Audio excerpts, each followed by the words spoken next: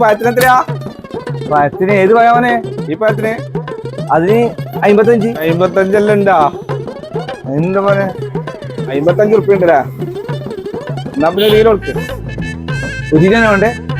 ആ 1 കിലോ മതി, ഇപ്പൊ 1 കിലോ മതി.